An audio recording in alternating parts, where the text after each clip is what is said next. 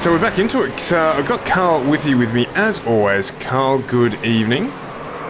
Good evening, Stuart. Good evening, everybody. And yes, welcome back to Richmond, Strawberry Hill. We are here for the chase tonight. So it should be an interesting one, of course, round 2 of the chase as well. So we're getting towards the tail end of the season. Yeah, still plenty to run, of course, with the remaining 8 races to go here. But we've got plenty on for tonight, and we saw an interesting race here last night. Of course, we're coming to you earlier. Not a normal thing for us to be bringing the qualifying session for the Cup cars to you. So the structure tonight will be a little bit different. We've got qualifying coming up very, very shortly in around 2 minutes' time. And that'll be followed by some interviews with some drivers that you did during the week, Carl. Yeah, that's it. A couple of interviews with a few of the chase contenders. So we're going to be going through them week by week with their regular season finishing order. So we started off last time with JCW. Tonight will be Matty Raymond and Luke Traher, of course. So it should be fun to listen to. Just get to know the drivers a little bit better. Yeah, well, I'm very keen to do that. So we will bring that one to you very, very shortly indeed. And at the moment in practice, Jason Martin currently sitting on top of the tree. Josh Micklemore in second. And then Daniel Heddersheet up into third. Hasn't he had a cracking emergence into the ANZCAR Cup Series? Of course, driving for Natari Autosport. Yeah, incredibly strong start to his Cup career. Really, really good job for him. We've got Hobbo out there as well, Brenton Hobson. So he's going to be out there running tonight and hoping to get a good result in there as well. Another driver that's come in strong into the Cup Series from some of the lower series. Well, it's going to be an interesting one, that is for sure. Brenton Hobson running tonight as well. We've got Michael Skurlock back in the scheme of things as well. So there's plenty of strong drivers tonight. 34 currently in the server. Of course, only 30 will make it. So there are a couple that drop out. So qualifying is going to be all the more important this evening. A couple of drivers still running their retro liveries as well from last week, which is good to see. Hamish Gallagher on screen, however, is not. He's back in the famed number 13 Bad Blood livery, so he has decided to stick with that one. So, yeah, let's see what happens. Might be a little bit easier for us to call tonight, Carl. Yeah, we'll be able to know who's who for once. It will make life a little bit easier. Just quickly before we jump into qualifying, which will be starting in a couple of seconds, I'm just going to run through the chase order. So up front, Neil Pearson now leads. 11 points behind is Andrew Dyson. 13 off the lead is Jason Martin. 14 off the lead is Hamish Gallagher. 17 down is Joshua Carroll-Walden in 5th. 6th is Foster. 19 off the lead. 20 points off the lead is Michael Skurlock. 25 off the lead is Maddie Ray in 8th. 9th is Josh Micklemore, dropping all the way down to 9th position. 27 off the lead. 10th is Danny G, 31 off the lead, and 40 points off is Luke Traher in 11th. We had 11 drivers get through, of course, because there was a joint 10th place. So we are getting into qualifying now for the race here at Richmond. Up on Strawberry Hill should be pretty fun to watch, and it is just a beautiful time of night. That lovely sky showing up there as well. Just that gloom of night creeping in and the lights starting to turn on. Yeah, we're going to ride on board with one of our drivers today. It's going to be Philip Worley we're going to run in with in the purple Skittle. Of course, we refer to simrigs.com DPR entries in their new liveries in that way. And Carl will get you to take us around on the lap with Philip Worley. So coming into the first corners here at Richmond, just get the car turned in. You just want to get it settled down here. It's a very fast circuit. It's a little bit deceptive. Worley's just eased out for this lap. He's going to be going for the second lap for his fast qualifying lap here. So he's just going to try and get a good run off of this corner and get it working off across the start-finish line here. Goes up high so he can take a nice sweep in here. Going nice and low here, trying to take that lower line. Getting a lot of speed through turns 1 and 2. Nice exit there. Gets up towards the walls for turn 3 and 4. Turn 4, this outside corner, can be a little bit tricky. There's a little bit of a bump that can unsettle the tail a little bit, and sometimes you can run a little bit loose. Worley crosses the line and jumps himself up into P1. First one get through, he's happy with that as well. He's stopped there. Of course, only 2 qualifying laps each in this race. So Worley has done his tonight. Edward Foster's jumped very quickly up into second place as well. Steve Williams in third. Jump back now and have a look with Neil Pearson, who's just head out on track. So he's going to get underway in the another of the DPR entries. DVW just jumping up into P2 now. Speaking of DPR entries, so that's looking good for that team. They obviously had a fantastic start to the Cup season last time out. The Lady in Black getting all 3 of their cars in the top 3 with that man Neil Pearson taking the victory and Dyson second, Worley in third. So locking out the front row again tonight would be very good for their chase start. Yeah, they'd be happy with that, that's for sure. So we'll see how Neil Pearson can do on these laps, see what he can make up. Jumping out onto the track right now as well, we've got Jason Martin too. So we'll keep an eye on him a little bit later on. He's just on his warm-up lap at the moment. See how Pearson does for his quicker laps though.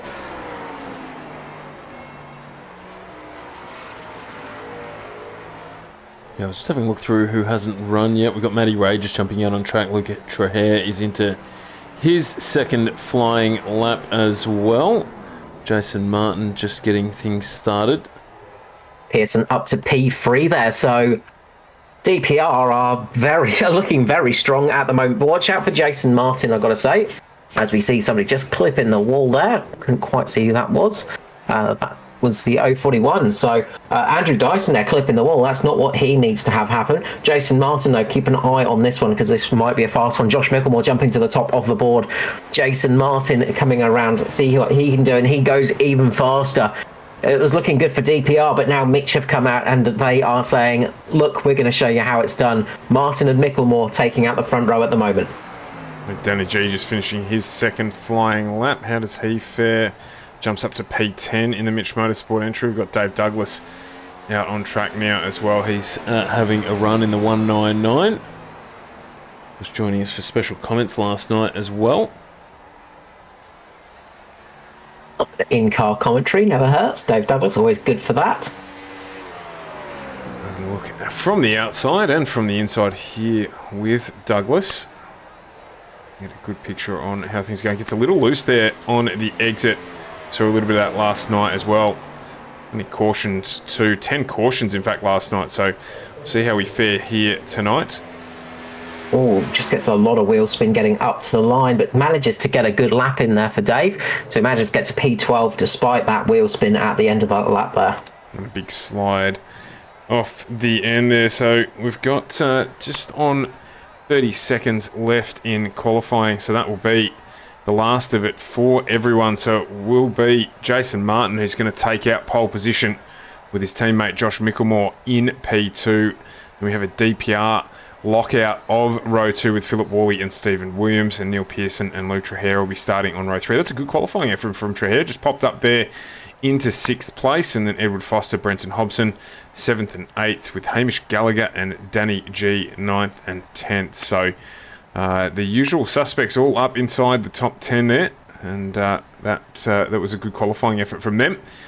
So we'll just wait here for things to click over, and then we're going to go into the segment mentioned earlier, the chase interview segment, which has been something that Carl's been working on with our chase drivers. So last week we did hear from Joshua Carroll Walden, and this week we are moving into start off with Matty Ray, Mr. Sheen himself. So Carl catches up with Matty Ray for a little bit of a chat. So let's get stuck into that now, and we'll be back shortly with the grid for our feature tonight, the round 2 of the chase from Richmond.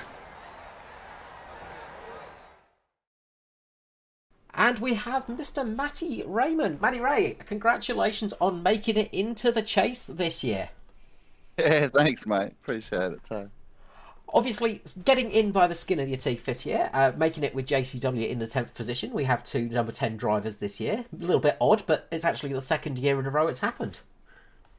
Yeah, it's crazy, isn't it? After Daytona, because I didn't have the greatest run there, I thought, I might not have done enough to make it, because I seen on the points how close JCW was, and I thought, oh goodness, then I assumed I hadn't made it, and then I saw it come up, and yeah, it was alright, eh? Yeah, it worked out all right in the end for you, and it's good to see you in the chase. You've had a relatively strong season and had some really solid results this year in the Cup. Yeah, it has been good. Not many top 5s or anything, but I'm working on that. But yeah, I'm just what I'm trying to been focusing on is my top tens basically, and just consistency. And it's been paying off pretty good. I haven't really had a bad week as such, yeah, or been wrecked out real bad or anything like that. So it's been pretty good, yeah.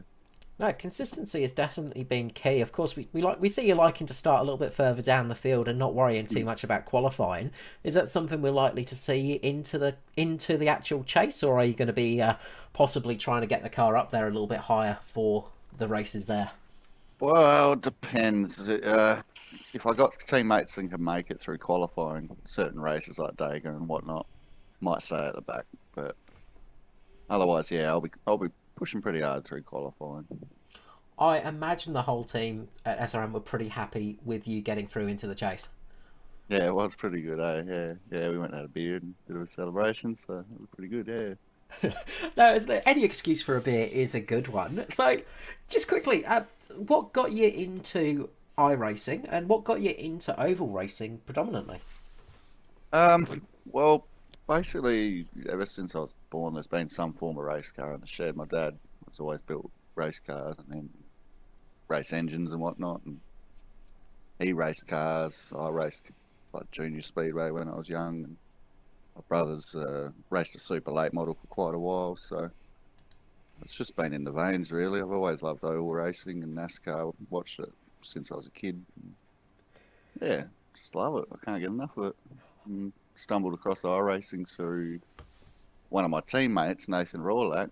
Um, at a New Year's party or something one night. He said, "Have a go at this. You'll like this," and got the bug, and that was it. I was off.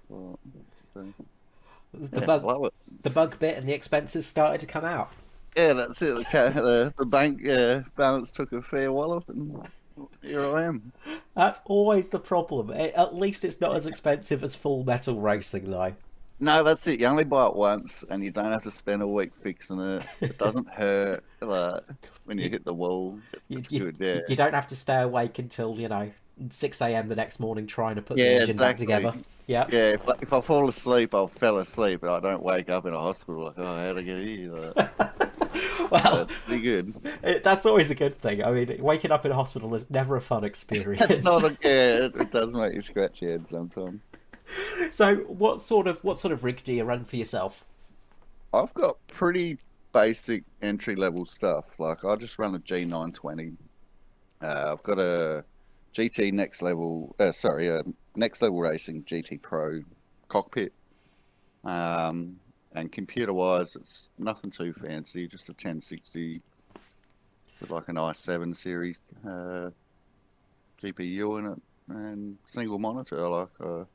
I'm looking at upgrading to triples or VR. Just I haven't really decided yet. So It's the next step in those things, and it's always the tricky one to try and work out what's going to be best in that respect. But you're yeah, doing well at the moment with what you've got, of course, and it is just one of the things that we love to hear is the fact that somebody's doing so well with the more standardized rigs, because it's one of the great playing fields about sim racing, of course, isn't it?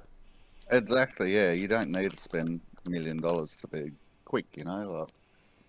Like you can get in. Like I don't know. I'll probably only spent sort of 2,000.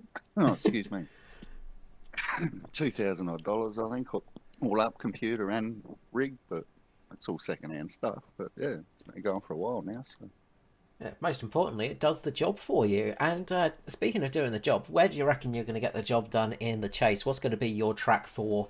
We're going to need to look out for you, and what's going to be your mm, favourite? well, to be honest, I don't really know because these guys are all so fast. They're really good. I really love Talladega, but that's a hit and miss track for everyone. Sort of, you're going to be caught in a 40 car wreck, or you're going to be there at the end, sort of thing.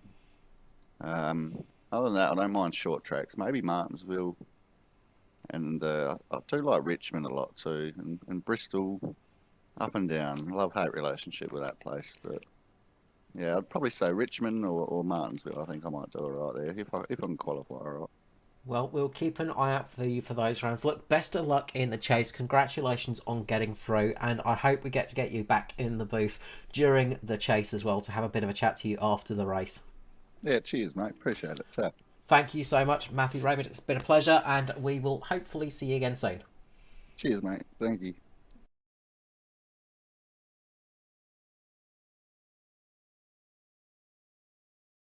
And I'm joined with Luke Trahair, finishing 9th in the regular season, so locking himself into the chase this year. Congratulations on getting into the chase, Luke. Yeah, thanks, Carl. Yeah, it wasn't sort of something I was expecting too much with a few varied results through the season, but yeah, it sort of worked out well towards it in the end. Daytona ended pretty messy before the chase, and I thought that might sort of bump me up, but a couple of things worked out well, and here we are. Obviously, did you get into the chase last season? I'm trying to think back now, because that's a whole year ago now, and it seems like a very long time ago. No, this is my first full season in the Cup, so I've only I did a half season of trucks a season or two ago, and then I did half a season of the Cup, so this is my first full season, so no, definitely wasn't the chase in the last one, no. That just shows just how much of an impression you put on the series, because you have been consistently up there or thereabouts so many times that I was like, I thought you were in the chase last season. My brain was just playing tricks on me. But you have had a really strong entry into ANZCAR. You've been one of those up-and-comers and some really good results from yourself. And obviously, locking yourself into the chase in your first full season as well is a really big thing to do. Yeah, it's pretty cool. Like I've said in the past, when I've had some good results and everything, like it's just, learning from the guys around me. Obviously, previous ventures with the Crank Boys and all that sort of thing with Chris, showing me how to get into the driving side of things sort of helped a lot. And, continue to drive with, guys like Skirley and Dave and Mirko and all that sort of thing, and just learning from those guys. Credit goes to them for sure. So it's, wouldn't be getting the results without learning from those guys, that's for sure. No, it definitely helps having those mentor figures around. A little bit of help never hurts as well. So, tell me a bit about Luke Trahair. What got you into racing? What's your sort of passion on that side of things? Yes, I was trying to remember this a little while ago, and I think it probably came from two areas. So I work at JB Hi-Fi in sales, and we sell the racing equipment there, like your Logitech wheels and that sort of thing. And I was always curious, and people buying them, what I was sort of doing. And then I think the other parts came from just a general love of racing games on PlayStation and thing like that. And then I think a Jimmy Broadbent video popped up on YouTube randomly. And I sort of checked that out, and I was like, oh, holy crap, people do this, like, competitively online, and just sort of went down a rabbit hole from there, and ended up selling a high-end drone that I had, that I was working for a media company outside of here to buy my first wheel, and the rest is history, and here we are. Well, it's gone well from there. Obviously, I now have to ask, of course, what was your favourite PS racing game?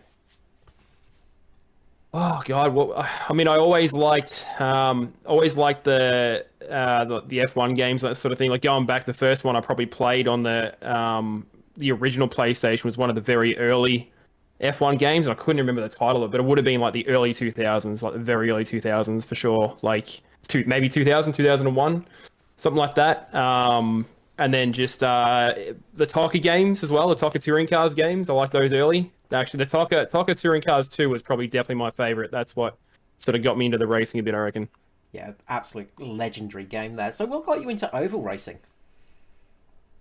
I think, like when I was a kid, probably in my prior to being a teenager, my dad was always into racing. My dad used to race like sidecars on dirt tracks and things like that, and then we used to go to the speedway, so we enjoyed the speedway racing on the dirt. Like the AM cars and things like that, and so it just kind of went from there. And you'd turn on the TV every weekend and see the NASCARs on, and Daytona was always made a big thing. So I think just when I first got iRacing, I was like, oh man, I got to check out some of that oval stuff, because I remember I used to like the NASCAR stuff back in the day. So I would have to imagine that's where it came from. You've been really doing well in the oval side of things as well, so it's great to have you in there. The next question really is, what's your hopes for the chase? What are you expecting to get out of it? I mean, for me, just consistent results. Just to be honest, like I'm sort of one of those guys that I'll take a good result where it comes, but I just like to competitively race. If I can put myself in a position where I can get a win, so be it. I don't think I haven't had a win in the Cup Series so far, so I never sort of see that incredibly likely with some of the competition we come up against, like Daiso and Ed and, Wally and Skirley and all those kind of guys that are sort of up there in the top 5 spots usually. So if I can just be consistent, maybe pluck, some top 5 results. At this stage, I'm not too stressed. I think, going into next season, I'd want to be more consistently getting some more top 10s, getting more top 5s. So this season, it's more just happy to be there and just want to crank out some, just some good place finishes and some clean driving with the rest of the guys. That's good. And we've got 9 races to go, of course, in the chase. Didn't go too well at Darlington for you, unfortunately. But do you have any races coming up that you think you're going to be strong in? I do like Texas. Texas, I found, the couple of times that I've been there, I can usually be reasonably competitive. It's like I'm not, as you guys probably know, super strong in a short run, but if things go sort of green, one of my strengths is holding onto my tires, and I think I can do that pretty well against anyone at Texas. I think even Richmond would be one of those ones that I've sort of learnt to drive reasonably well. I think obviously there's going to be other guys that be quicker there. But yeah, if I had to say one, Texas is what I'm looking forward to the most for sure. Well, fingers crossed we'll get you in the booth for Richmond or Texas. Hopefully they will go well. Thank you so much for joining us. Good luck with the rest of the chase, and congratulations once more for getting in. Thank you very much, Carl.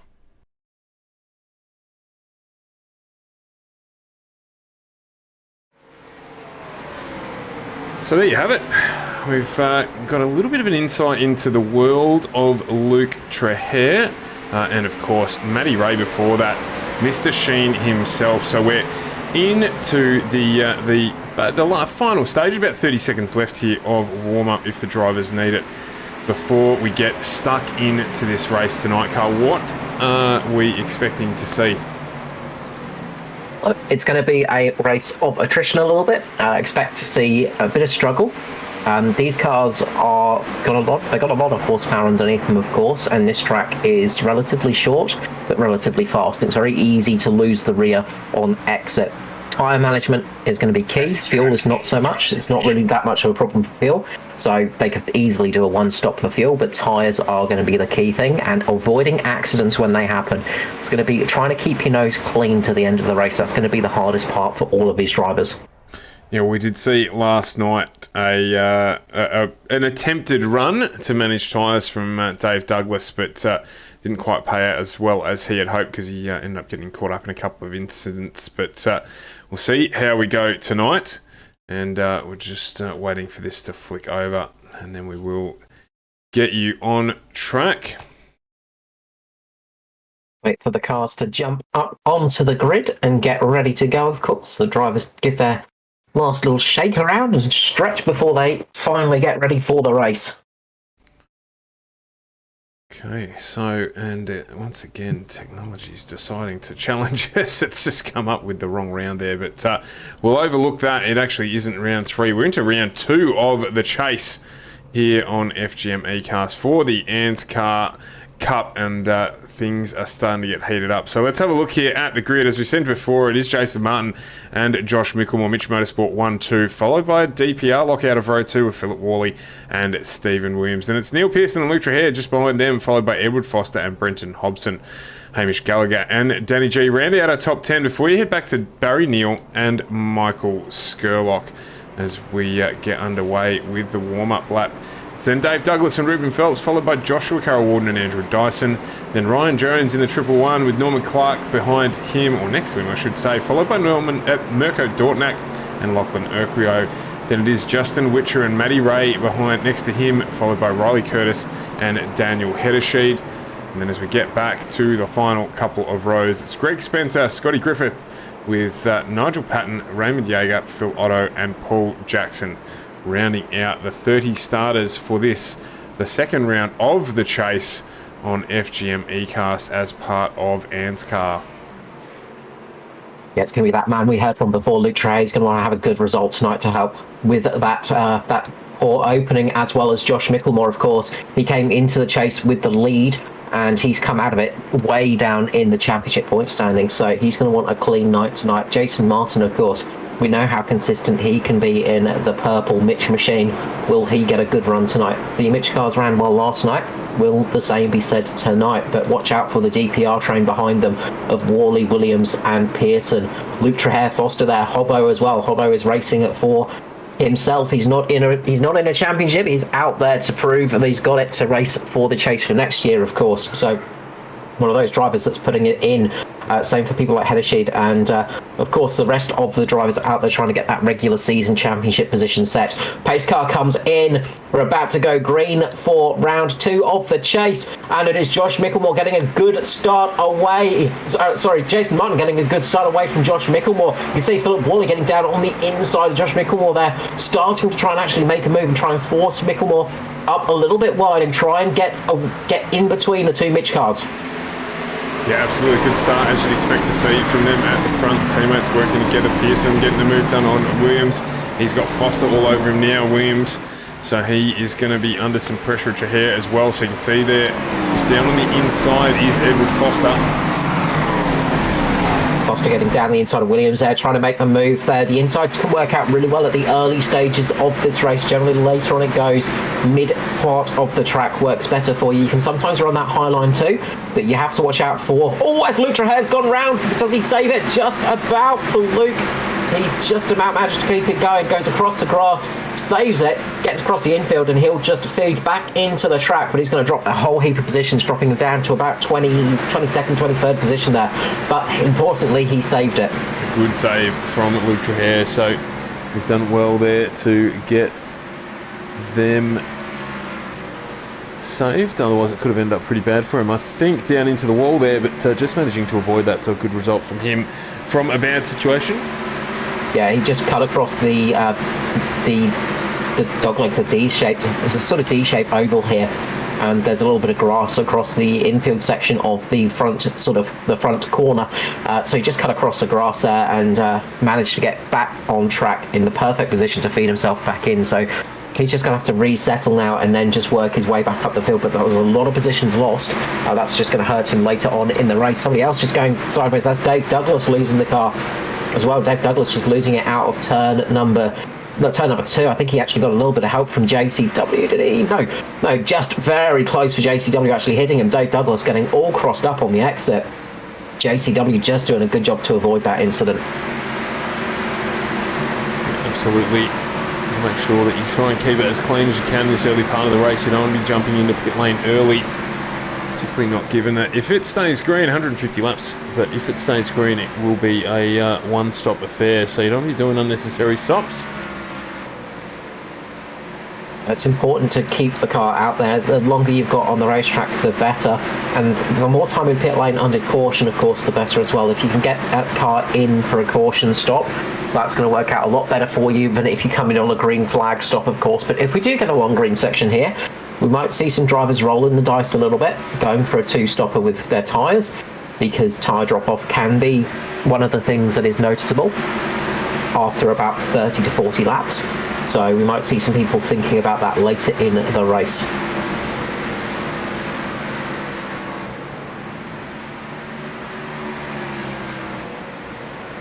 Meanwhile, Martin is in the lead. He's got a nice bit of lead over Micklemore at the moment, over a second. Micklemore, meanwhile, has the GPR cars of Wally and Pearson just fighting away behind him, putting a bit of pressure on himself. But then they have got Foster doing the same thing. They got broken up a little bit. Stevie Dubs sort of just got caught out there, and he's about to get caught out again by another car. It looks like Hamish Gallagher's going to try and make the move on Stephen Williams. Doesn't quite make it work in the number 13 on the 98. But he's still at the bottom there, still trying to put the pressure on Steve Williams. Steve Williams, veteran of the series, truck champion, of course. He's going to be very, very hard to pass, and he's going to be very good on these slightly shorter tracks as well.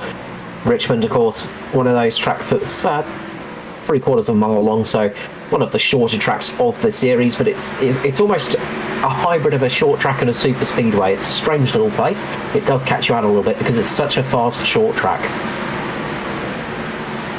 Yeah, we've just seen a bit of a checkout here at the front. So Jason Martin got himself into the lead. I'll just jump back here to Justin Witcher, who's under pressure from Daniel Heddersheed behind him. And they are battling away, albeit a little bit further down the field, but currently trying to make a move for P18 and 19. Meanwhile, Gallagher makes the move on Williams and gets past, so that is Gallagher up to P6 now, working his way up the field. And now Hubbo is going to sit on the back of Stevie Dub, try and make the move as well. You've got Barry Neal there, as well as Joshua Carroll Walden and Ryan Jones in the Kyle Busch M&M liveried car there as well. So Ryan Jones seeing what he can do for the season. Meanwhile, Foster is on a bit of a charge, getting past Wally. Foster running down the inside. He's going to be last on late breakers, just slides it in there a little bit. It's a little bit loose on the rear, but gets nice drive off the corner. He's going to be drag racing it with Wally at the moment. Going to go down the inside again. Late braking for Foster. Going to force Wally up wide. You can see Gallagher there trying to make the best of this as well, trying to take advantage of Wally's positioning. Wally doing a great job of defending at the moment, but you've got to say it's a matter of time before Foster gets this move done. If it stands, Foster just getting a little bit too tail happy there. It looks like he might have just overheated the rears a little bit, sitting on that low line too long. Just lost a little there. You can see Hamish Gallagher just sniffing the blood in the water right there. Yeah, absolutely. Gallagher, I was about to say, right on him here.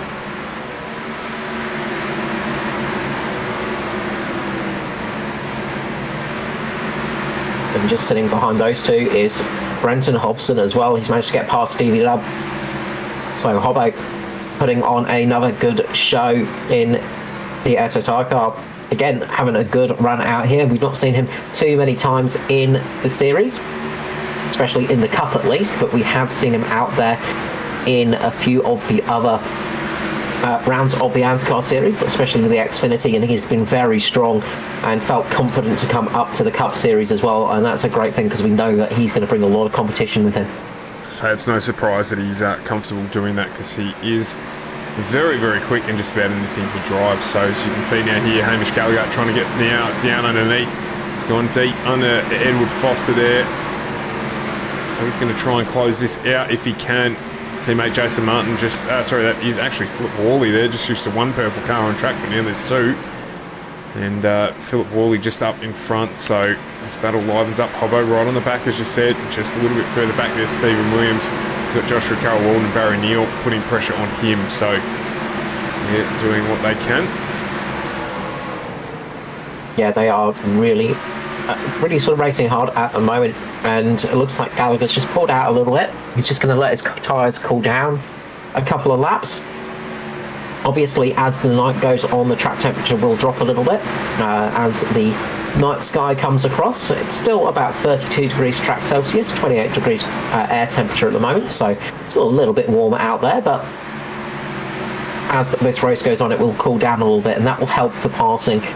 Because when you're running that low line for so long, you do overheat the tyres a little bit, and they get a little bit like overly chewed chewing gum. They're just not quite not got any rigidity to them, and they just really aren't fun to drive on. I saw this last night as well with the long initial green period getting to around about, I think it was lap 45 or so before we saw a caution. So all the drivers just in a nice groove here at the moment.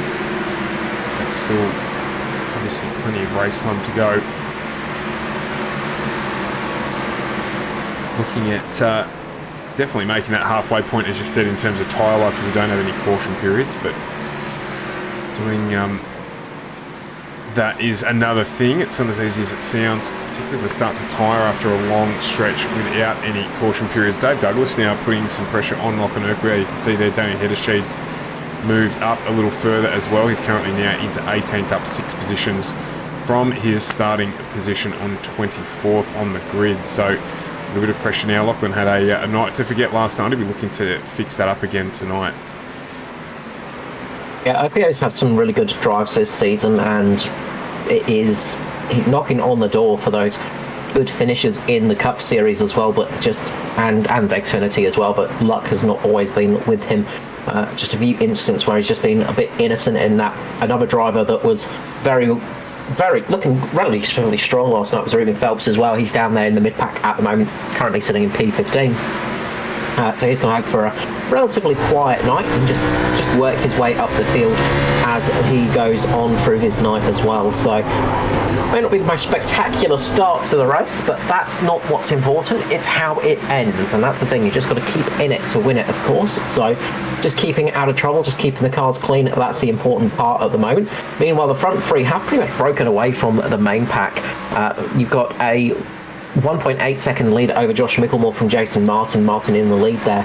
Josh Micklemore has about half a second lead over Pearson. Yeah, so they've got a good little bit of lead, and then it breaks down to about a second behind Philip Worley. So they've broken away from Worley at the moment.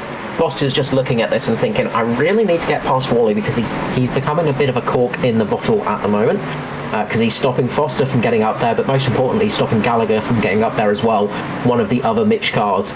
So sort of that sort of team battling comes into effect there, and Worley, of course, not in it for the chase, he is in it for the regular season. So if he can hold up some of the competitors for those guys that are in the chase, they won't be too displeased with that.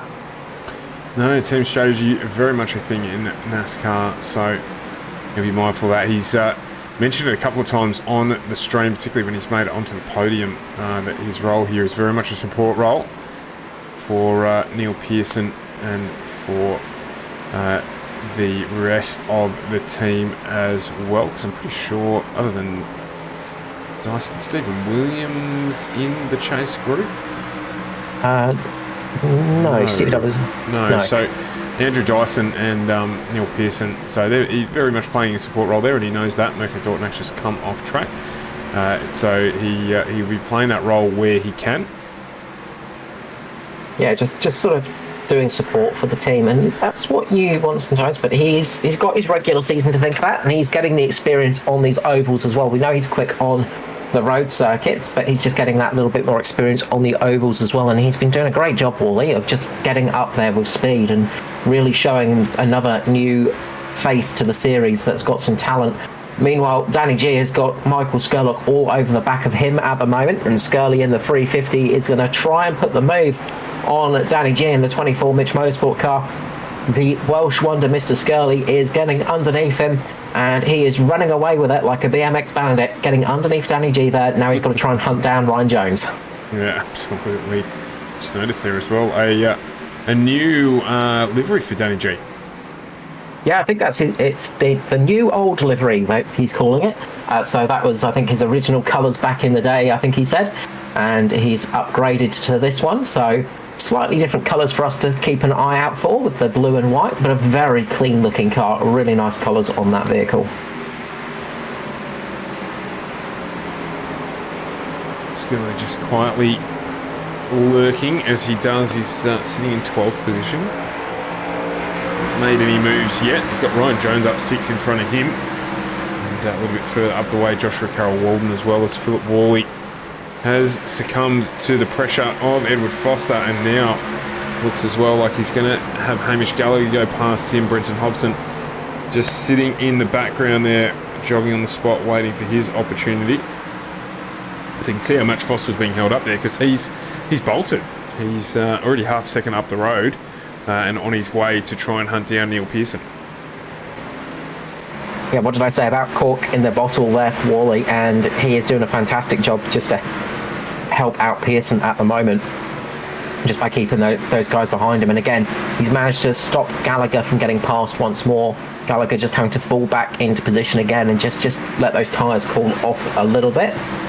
There's a bit of a battle going on a bit further down with the two drivers from the interview segment in 19th and 20th. We've got Matty Ray and Luke Trahair battling away at the moment as Gallagher tries to make a bit of a move here. Getting underneath Worley here. He's going to get a good run off the corner. Will he make it work? He's going to brake late here, and he should just be able to sneak it through. Worley just much later on the brakes. Just very well done. Little bit of contact down towards the back between Matty Ray and Witcher. So a little bit of a moment between those two. Not contact, sorry, just a side draft there between those two, I should say. But no harm, no foul between the two drivers. But the battle is up here between Gallagher and Worley. These two side by side. Gallagher's just got to watch out now on that low line. He doesn't just get a bit too much heat in that tyre and leave himself open to Brenton Hobson, because Hobbo is going to be sitting there to pounce as Worley gets up into the wall. That's going to give Gallagher the position. Gallagher's going to sneak through there. Worley's going to try his best to defend, but that's going to leave him open to Hobson as well. Hobbo tries to make the move. Can't quite make it stick this time, but Gallagher is past. So maybe Worley just burning the tyres a little early there. Hobbo looking pacey as well, so just continuing to lose a couple of positions, but it's okay. There's plenty of time to go here. 40 in to 150 at Richmond. Still Jason Martin leading. He's got a gap of 1 second over his teammate. He's just starting to come up on the back of Phil Otto. So the first of the lapped cars, or third of the lapped cars, with Raymond Yeager and Greg Spence already 1 lap down. Yeah, just settling into the slightly newer team, running it with Justin Witcher, Yeager and Spence there. So just getting used to each other's company a little bit, and Patton as well, of course, with them. So you get to see how they get worked out in that team, because we always like to see some new larger teams coming into the series as well, working well with each other. And I'm sure with drivers of that caliber, when they all switch it on, they will be running up at a higher end of the pack as well. So look out for them later in the series.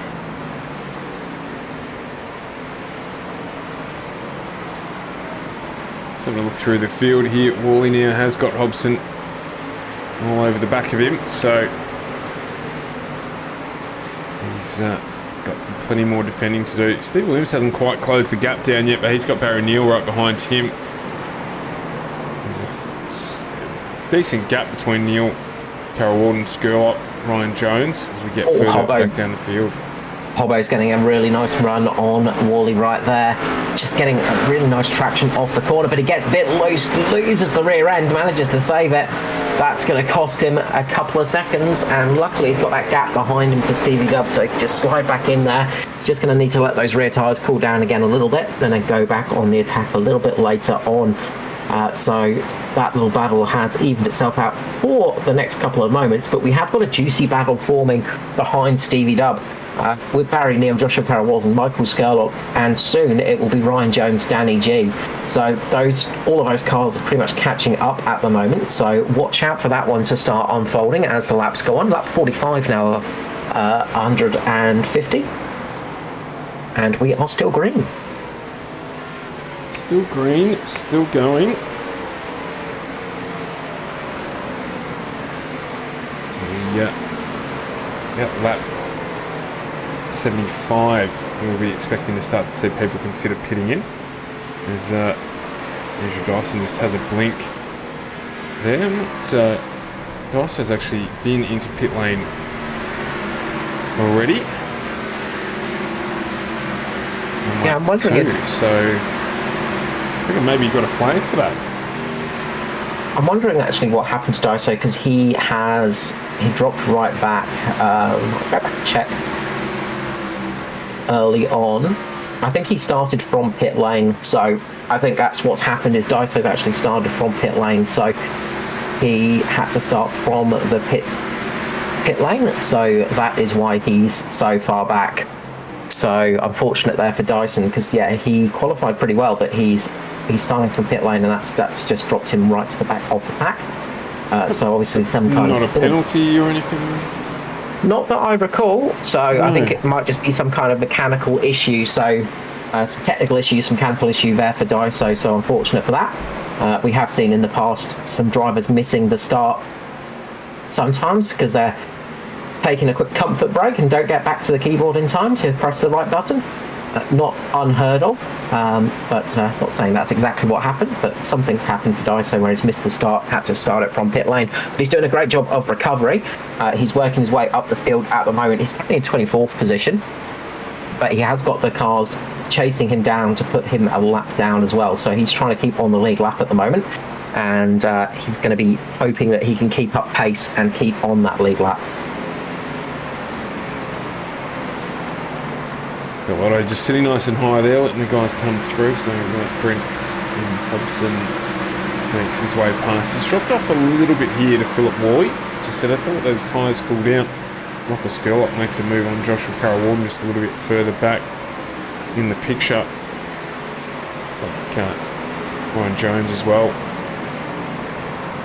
moving through. So Skurley going to get another position here. Continues his casual climb up towards the top of the grid.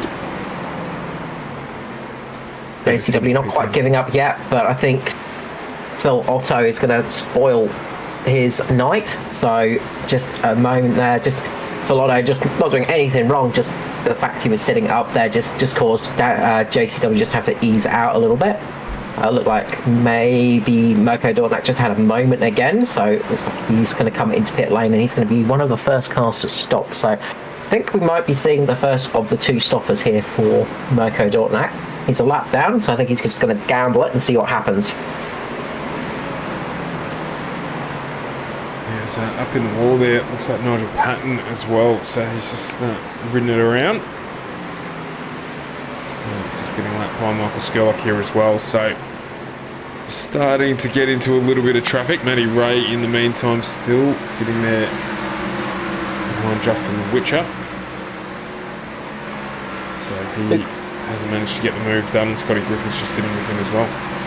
Luke Traher having a good recovery after that little spin that he had. He's up to P16 now, so he's trying to chase down Heddersheed up in front of him, who himself is trying to chase down Phelps, who himself is trying to chase down Jones. So it's a bit of a train of cars, but there's a lot of traffic out there now. This is the point of the race, because it's been green for so long that the traffic is going to be just all over the place, and it gets broken up here at Richmond as well, because you don't tend to have packs running, so the traffic can be very sporadic, and it can mean that you get pockets of it, and then all of a sudden you'll have a nice clean lap or two, and then all of a sudden you'll come up on about 17 cars all fighting for position, and that can really throw you out.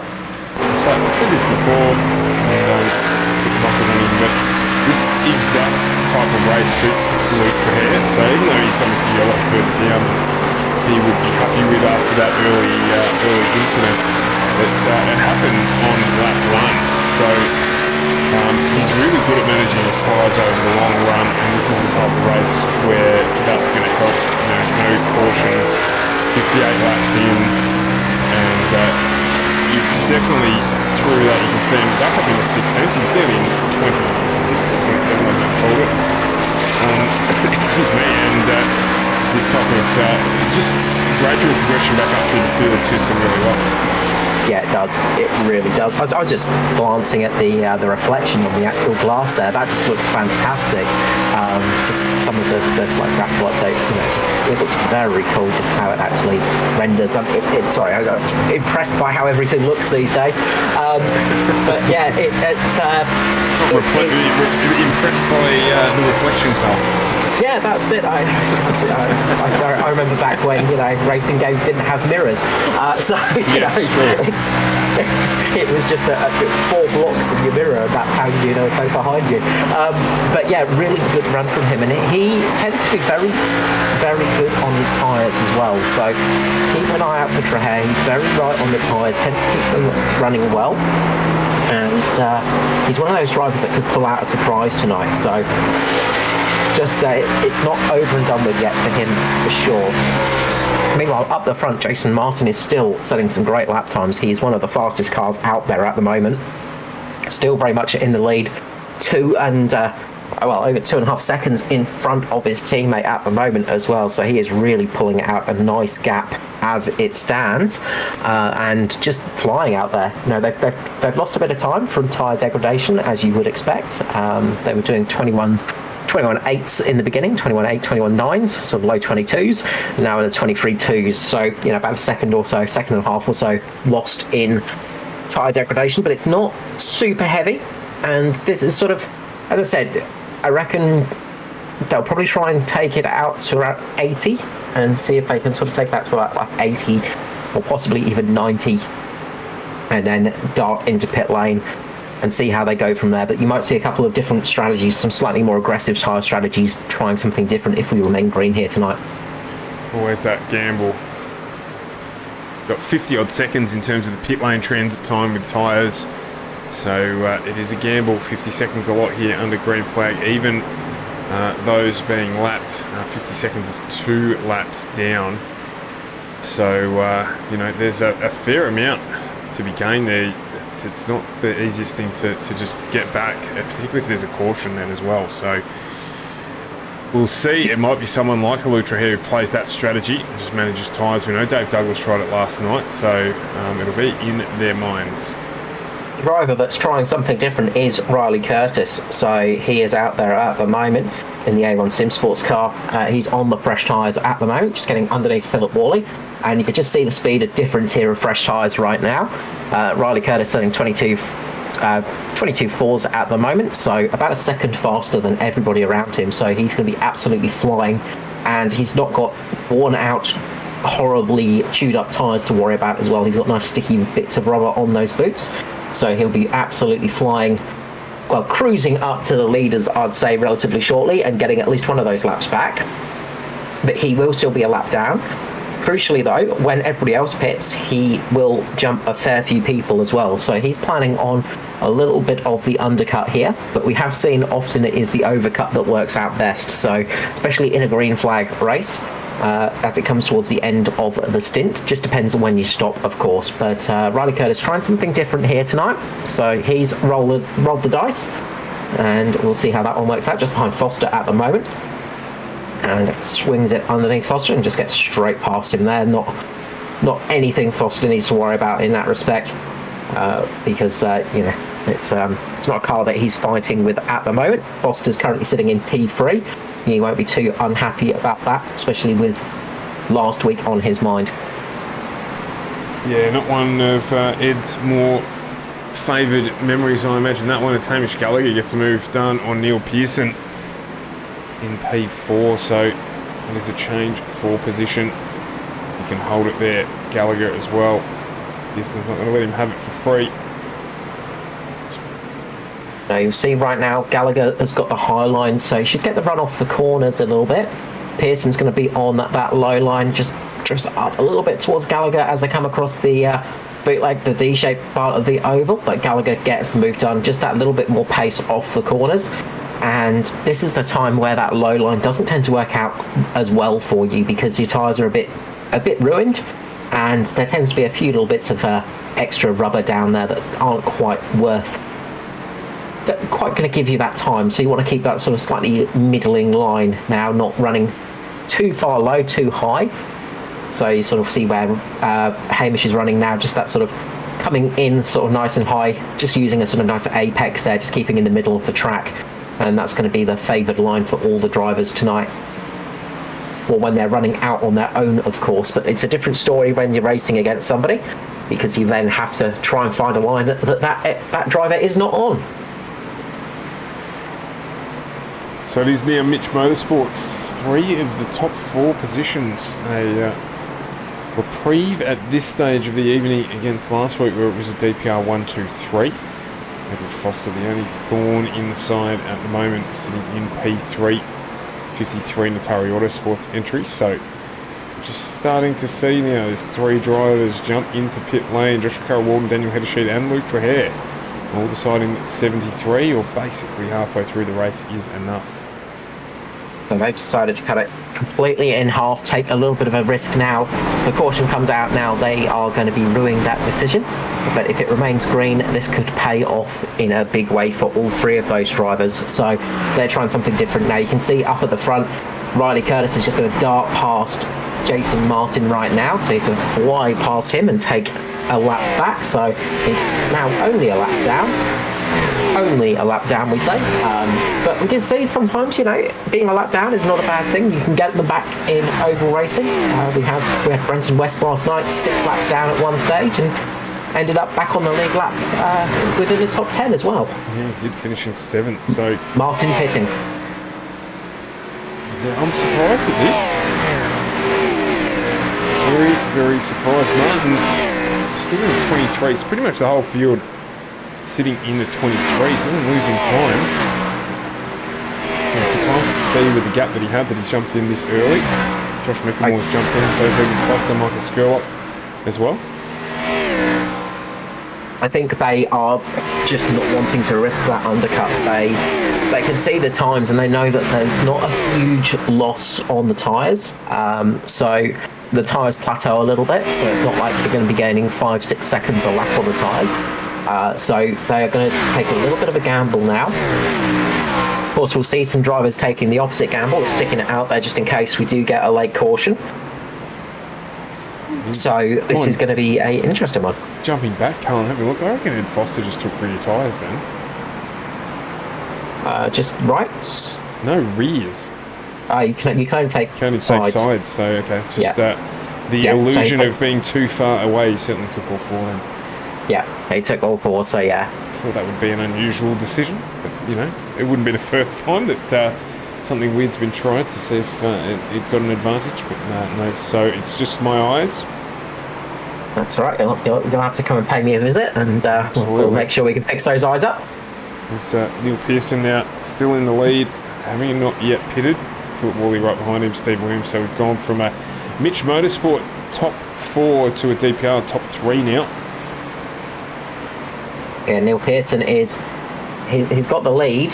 He has got a lap over the leader as well, but you can see Jason Martin is just chasing it down this pack now as well. You can see Worley's just behind Pearson at the moment and just sort of playing tail gunner, rear gun Charlie, but Jason Martin is just catching up to these two with this, so Martin will be back on the lead lap shortly.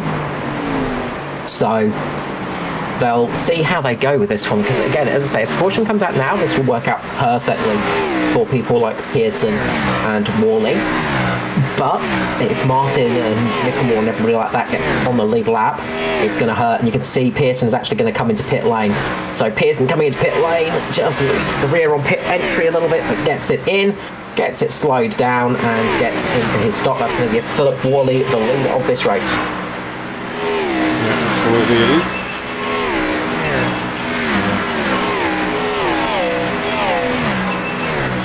Worley just getting a little bit loose there, but he's managed to hold it as Josh Mickelmore just gets down underneath and gets past. So Mickelmore back on the lead lap as well. Foster's going to be desperate to try and get that lead lap back as well, just in case that yellow flag appears, and it could be a fly in the ointment for him.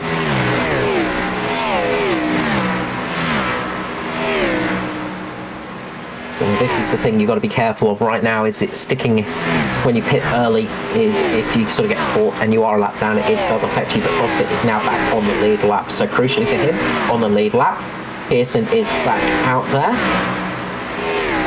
Pearson has dropped, where else is Neil Pearson right now? So Neil Pearson's dropped down to 21st position, so he's dropped a lot of positions by staking it out there a little bit longer, so he will have lost a lot of spots right there.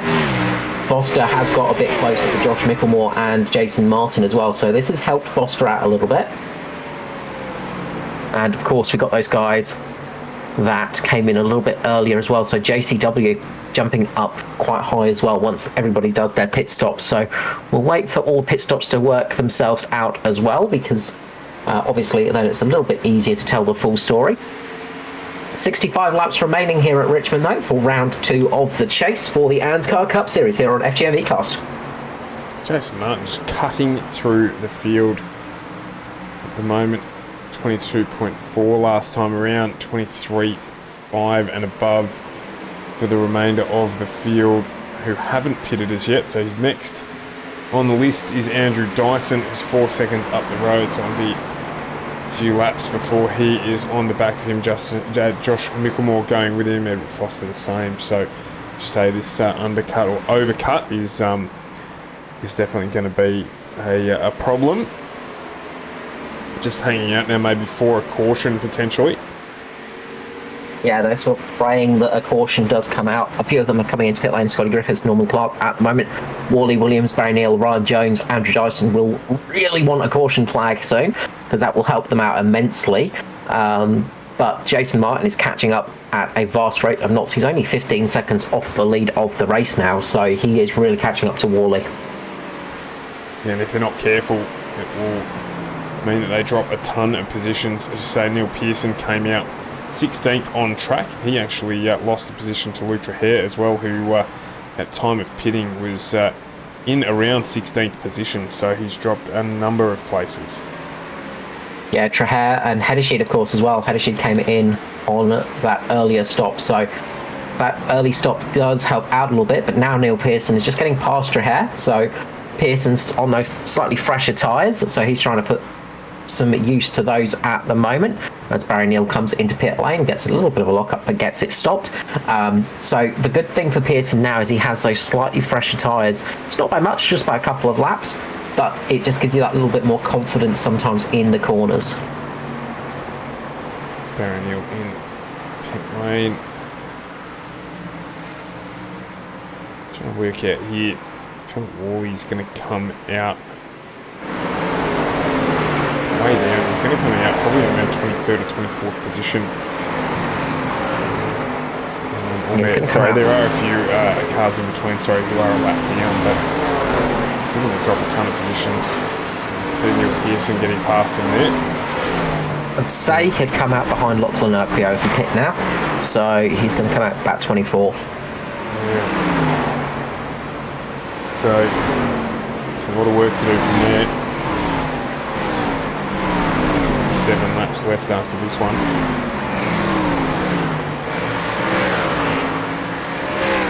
But we'll see what happens. So, Matty Ray's had a quiet night tonight. He's only up 2 spots at the moment into 20th position. So he's got a little bit of work to do ahead of him still. I think that just shows how tricky it's been tonight. It's been one of those nights where passing's not been that easy, especially in these cup cars. It's just been a little bit tricky to get past people, and they've been sort of just really struggling to make major moves. It's been easy to lose positions, but to gain them has not been an easy thing. A few people making some good gains in pit stops, of course, but we have to wait for that to sort of completely shake out before we get all the information. As I think we might have lost Andrew Dyson, so we may have lost Dyson from this race. I think he's had a connection issue, unfortunately, so that is a big scalp to go, because Dyso up there in the chase at the moment, so that is not good. So technical issue for Andrew Dyson tonight. That is not what he needs. No, definitely not with LSC drivers falling out because of that sort of thing. Philip Wally in pit lane. Steve Williams is going to assume the lead of this race. So,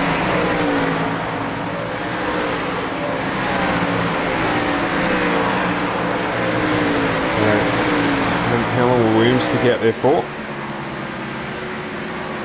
Well, he jumps in and gets his stop done. And that'll see him through the end of the race. He's got a bit of work to do then, 54 laps or so to make his way back up to the front. Yeah, we'll see where Wally peels out on track, of course. I'm thinking it would be just behind Lachlan Urquio. We'll see if that's correct. He's just getting back up to speed now, as Urquio is just getting up to him. He's just managed to hold that position, so Wally's just managed to keep ahead of Dave Douglas, Matty Ray and Lachlan Urquio, so he's just managed to stay ahead of those guys crucially, so that's good news for him. Stevie Dubb in the pit lane, so that's going to be Ryan Jones in the lead of the race. So, as we often have said in the past, Ryan Jones leading a race. That's not an uncommon thing to say. Good to see Ryan out there, and wish his mum all the best, of course. But Ryan Jones yet to pit, so he's going to lose a heap of time in pit lane, but he's going to be out there on nice fresh boots come the end of the race. So he should be able to gain a few positions. So we'll see what kind of comeback he can make from this one.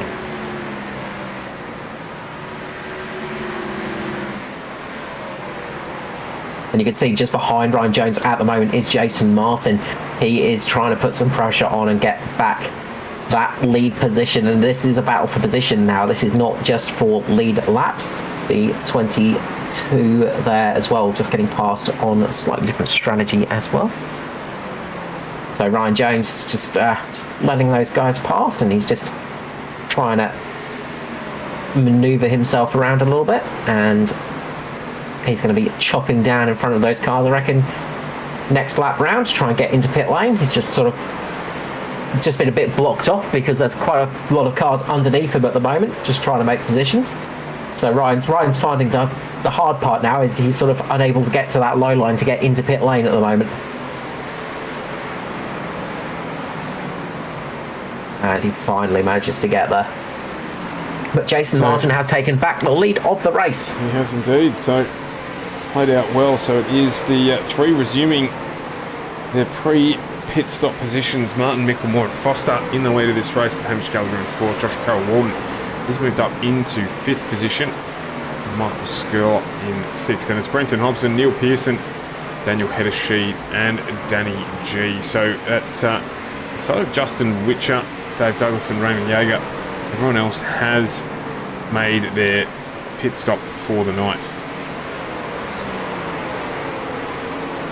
Yes, it's been a good, nice, clean race so far, which is what we wanted to see, and some good racing out there, and lots of green flags as well. But the biggest loser in that pit stop sequence was Pearson, but now it's coming back to him a little bit. He's got those fresher tyres, he's got that confidence, he's just getting down underneath Brenton Hobson at the moment, so he's trying to make a bit of a move for position right now.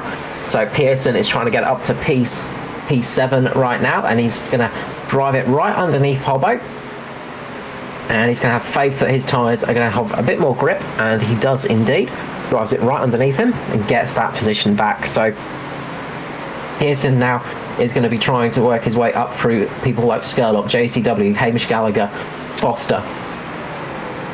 They might be a little bit far away, so we'll see how that runs out for him. So Pearson sort of in a slightly unenviable position at the moment. Meanwhile, Joshua Carroll-Walden, he is the best of the early stoppers at the moment. He managed to get up to P5, so 10 positions gained for JCW. Daniel Heddersheed as well, fantastic job for him, 15 positions gained in this race so far in 9th. So Pearson will be probably pretty happy actually now with the outcome for him. It's still playing out in his favour. He's got much fresher tyres on than JCW, so and lap time wise still lapping as fast as everyone in front of him, if not faster. So I think he'll probably fancy his chances of probably getting onto the podium here. Probably want to knock off a couple of wily characters in front of him, but sometimes the tyres will be all the difference, so we'll see how this plays out. We're getting towards the latter stages of this race. Yeah, Pearson choosing to do it slightly the hard way, of course, because he's got to pass a few more cars, and a little bit more of a risky way of doing it as well, but it is working out well for him. Those fresher tyres are definitely helping him a little bit now.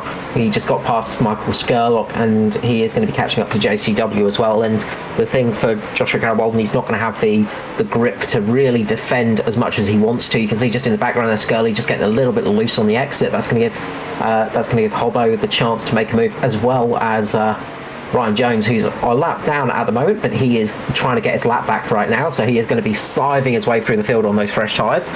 So watch for Ryan Jones's recovery drive now. He's going to try his best to work his way back up to a good finishing position in this race, and he's also going to be just going 3 wide across the start-finish line there. And that's going to put Neil Pearson off slightly as he's trying to get past Joshua Carroll-Walden. But he's going to make the move done. Pearson makes that move stick. JCW just can't have any defence for him on the outside. Pearson makes the move done. 3 wide across the start-finish line here at Richmond. It's a bit of a scary take a deep breath moment, but it worked out. As I said, Pearson would have been holding his breath there in the middle of that sandwich. Meanwhile, Foster's catching on the back of Micklemore at the moment, so Foster is it's not a huge amount every lap, but he is catching onto the back of Josh Micklemore at the moment, so he's trying to work his way up there. And he's got Stevie Dubb just between him at the moment on slightly newer tyres, of course, but he stopped a lot later, so he is a lap down at the moment, but Stevie Dubb trying to get his lap back.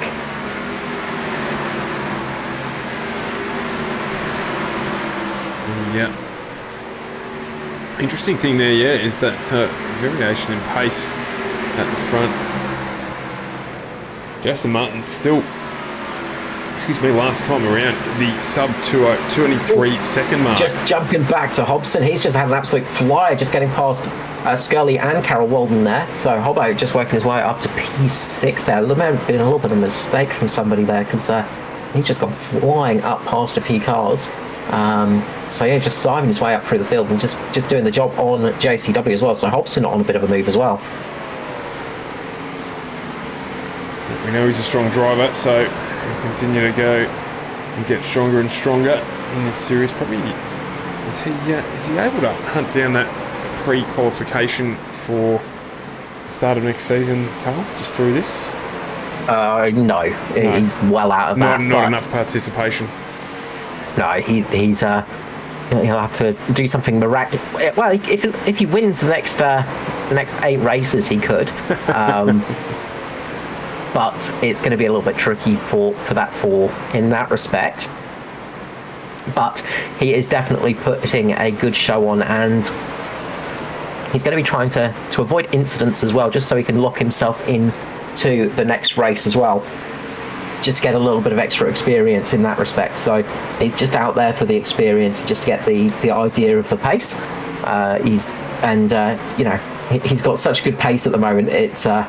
It's hard to think that he's just doing it for pace at the moment. Meanwhile, JCW just gets caught up between Skirley and I think that might have been Andrew Dyson, who's back out on track. So JCW just got caught in a big sandwich there, got absolutely surprised and drops back a position on those slightly older tyres. That would have been a deep inhalation of breath for JCW there, and probably a couple of expletives that we cannot say over the airwaves, just as he would have seen those two cars just flying by either side of his car.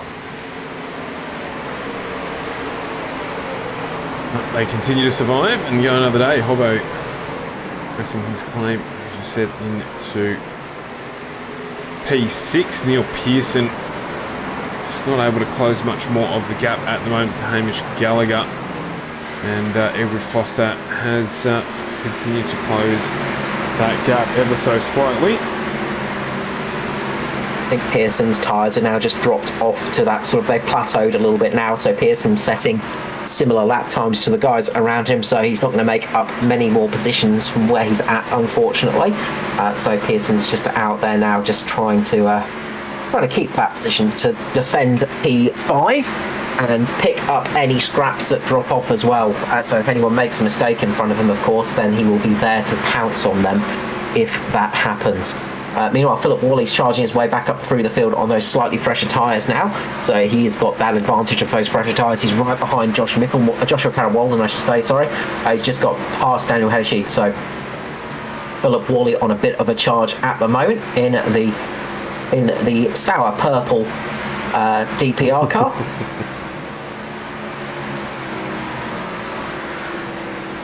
Sour one, yes. Out of that lolly gaggle they've put together. I know, we've got to decide on their flavours, yeah. Skittles. Are they Skittles sours or are they Skittles regulars? I mean, we've got to find out these things. Got to be Skittles regulars or Skittles sours. How dare they? So, can't improve on a good thing. Anyway, he's still pressing his claim though. He's got JCW, he's going to catch up to him in a matter of probably a lap or so. We'll be trying to chase down Michael Skirl, Neil Pearson again. Just updating on that situation, not able to close that gap. Meanwhile, up at the front, Micklemore is defending heavily against Foster. Foster is all over the back of Josh Micklemore at the moment.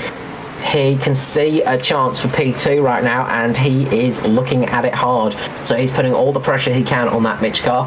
And Josh Micklemore at the moment, he's going to be a little bit tentative maybe, because he knows he needs a decent finish tonight, and he wants to get a decent finish, and this is against a rival as well.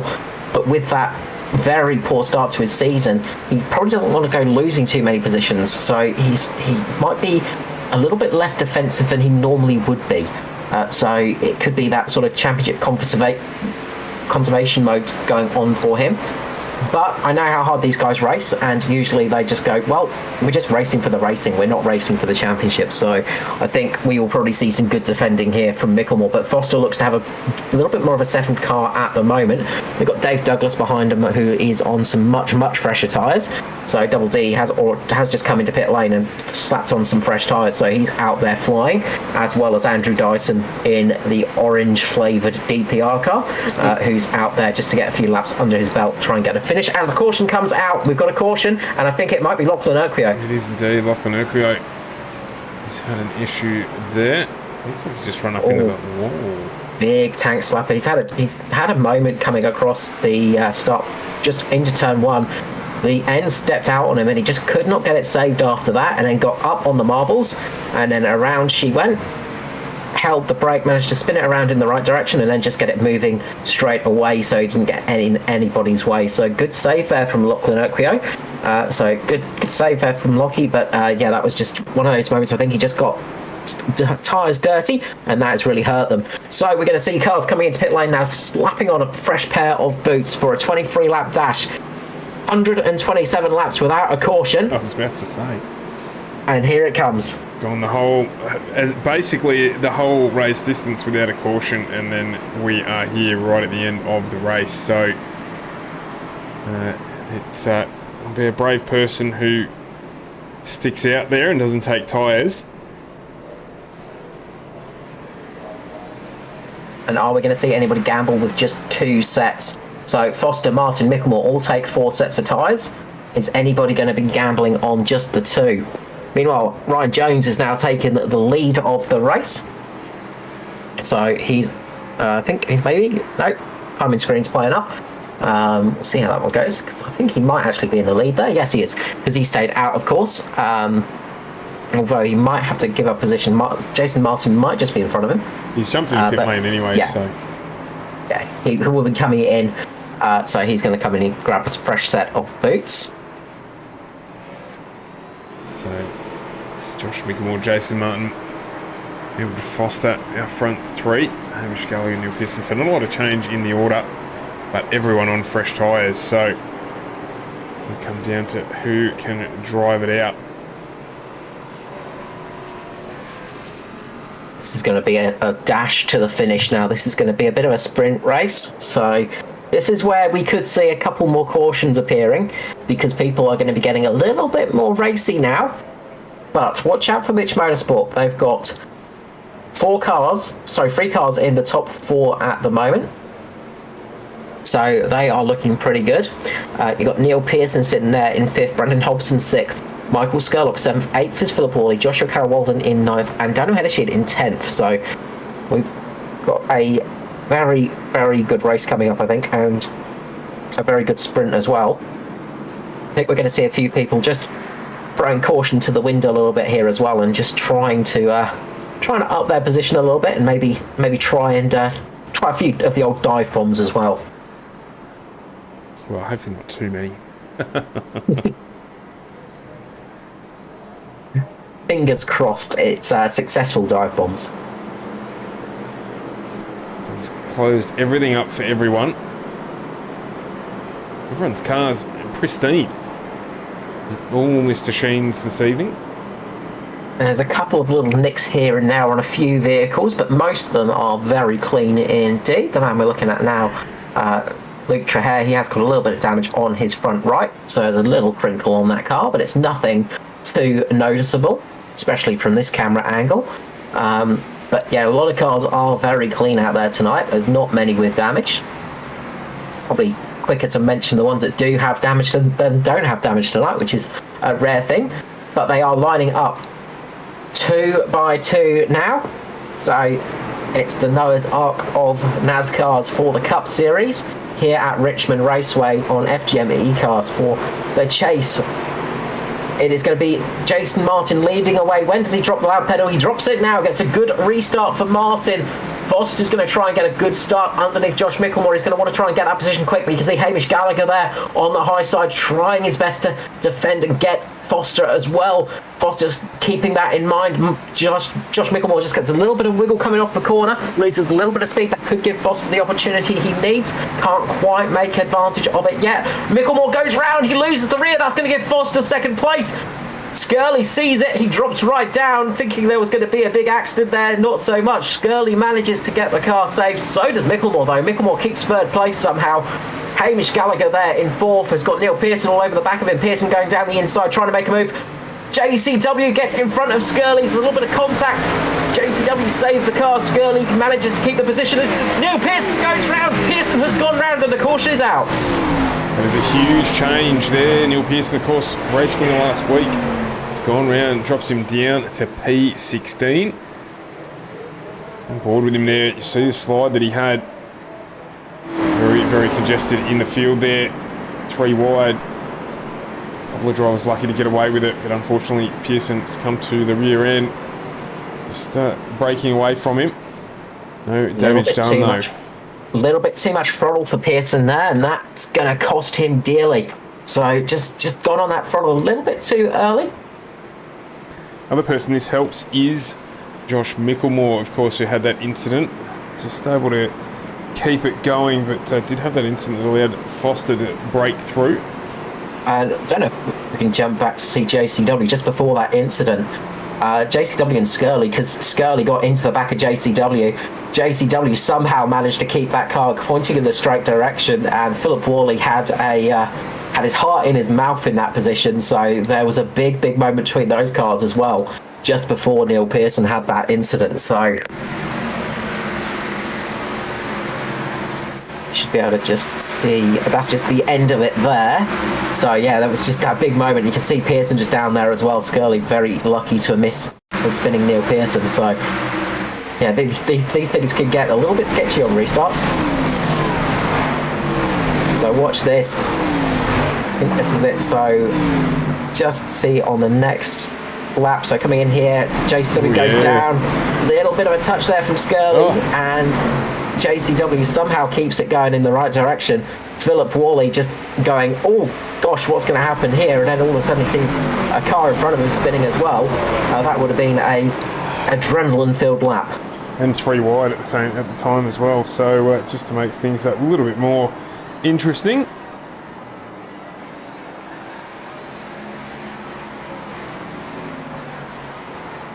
But speaking of making it more interesting, 14 laps will be 12 when we go green, I believe.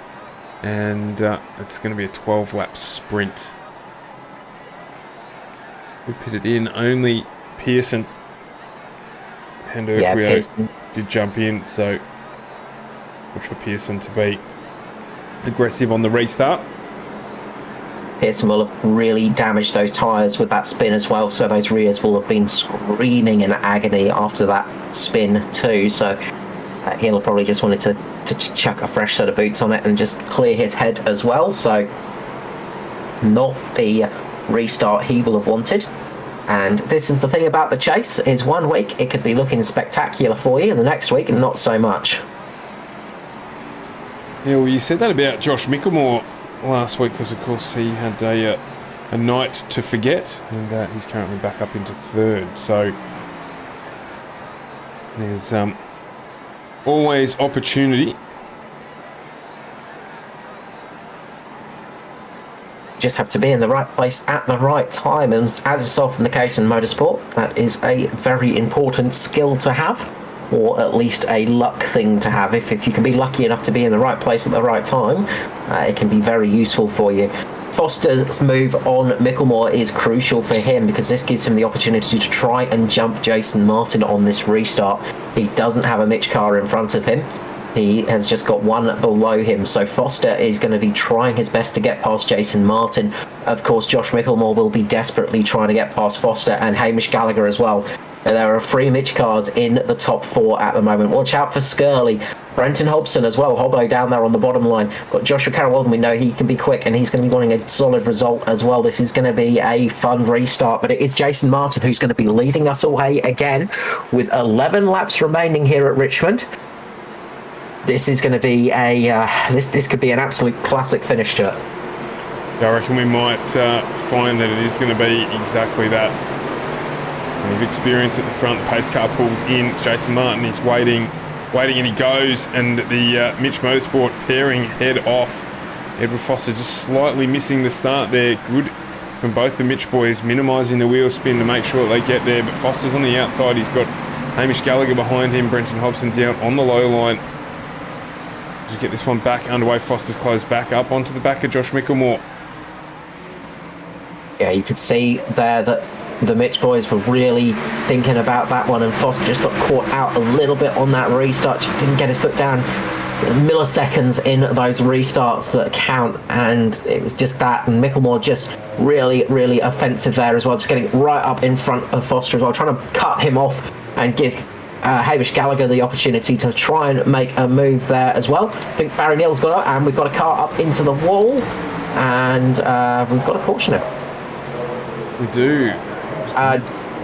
Riley Curtis and Neil Pearson. So Neil Pearson just got caught. Ryan Jones. Sorry, Riley. Not Riley Curtis. Ryan Jones. Sorry. Sorry, I heard Riley Curtis talking on the radio at the time, so... Oh yeah, Ryan Jones just getting into the back of Pearson there, back quarter. Just turning him up into the wall. Cautions, breeding cautions thing happening once more. So just a little love tap there. Not huge hit contact, and not huge damage to either of those cars. Just missing the turning point slightly, and that's what caused that incident there for the 111 of Ryan Jones and the 09 of Pearson. So it's going to make for an even more interesting finish here. Because we had a green-white checker last night. We're going to see that again tonight. Well, we should get one more restart under our belt before we get everything underway. So hopefully we don't see a green-white checker. Hopefully we can see this one just finish naturally. But there is a possibility that green-white checker may indeed come out. Make another appearance here at Richmond. Yes.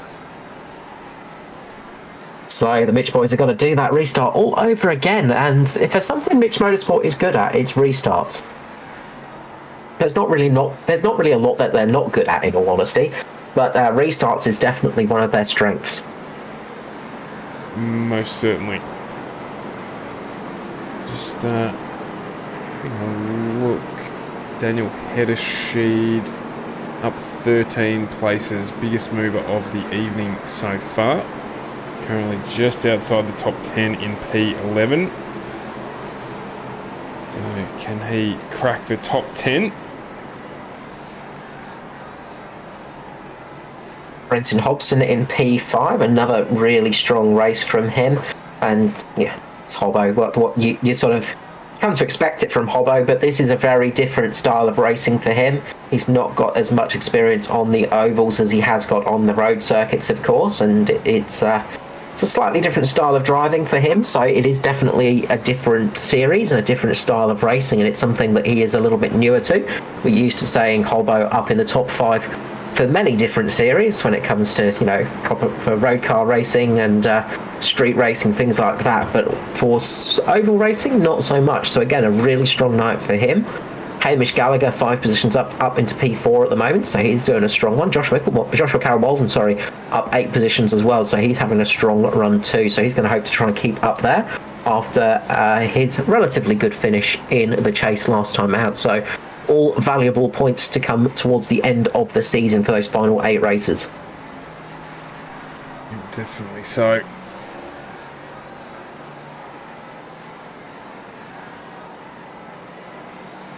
Everyone here on the same tyre strategy, so there's going to be no beneficial tyres on any of these cars inside our top 10. In fact, right the way back down to P15. So it is going to be an out-and-out sprint.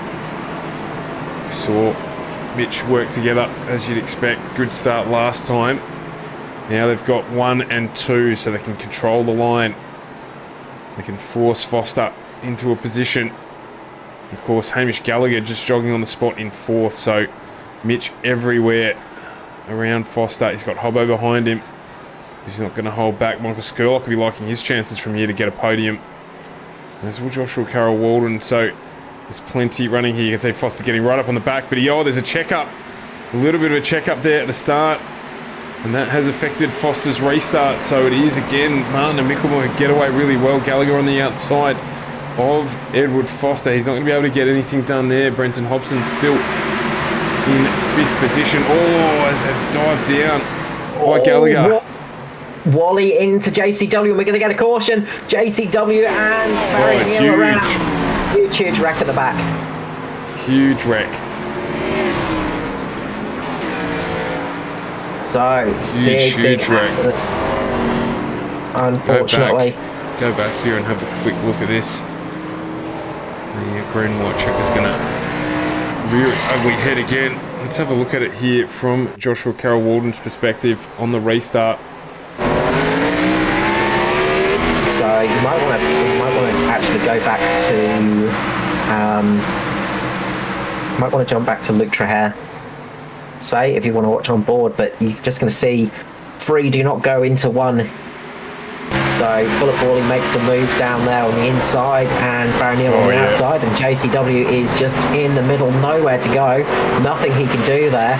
Miraculously, the seas part for Luke Trahair, so that was very lucky for him, but unlucky for many other cars. A lot of cars caught up in that.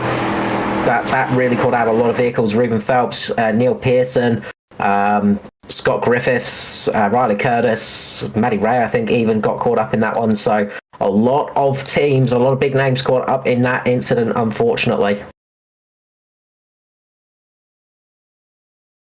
Yep, and as we say that, the everything's had a little bit of a spat for us, but we'll try and get this back live. Need the old Russian hammer out there and give it a little bit of a love tap. Otherwise, I'll have to go to BBC radio commentators mode. You may well do.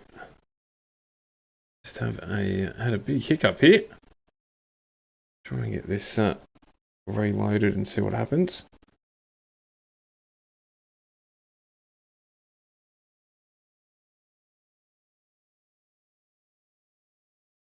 And as Stuart fixes that all up, the cars keep out on track. There's no point coming in for fresh tyres. It's all about track position now. So Jason Martin will be in the lead here with his teammate Josh Micklemore on the outside. Hamish Gallagher is going to be behind Josh Micklemore. Foster is going to be behind Jason Martin. It will be the green-white checker, of course. So if you are new to oval racing, green-white checker means that we will go green, white, and then it will be the final. So they get an extra couple of laps to race effectively. And then away it goes. And things go back to normal racing action. So it adds a little bit of extra flavour to the series. It makes sure that the races tend not to finish under a caution. So that's the goal of it, of course.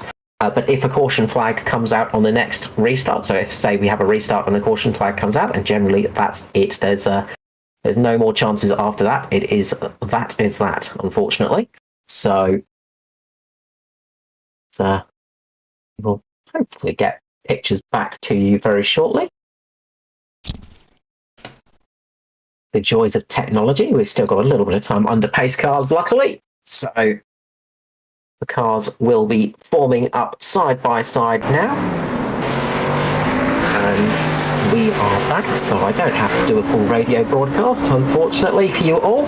I'm sure you're all disappointed. I have the BBC radio voice commentator ready to go, raring to go for the restart of that race here at Richmond Raceway. Coming to you live in your homes on the wireless. Yeah, exactly. We almost had it. Drab. Thank goodness, I came back. I have no idea what happened there. Anyway, we're back. We've missed out on nothing. Lights are out. I'm going to go green, white, checker here. It's going to be Martin, and Mickle Martin goes straight away. Minimise the wheel spin. Gully gets a little loose there. Sorry, Micklemore gets a little loose there. So he's opened the door a little bit.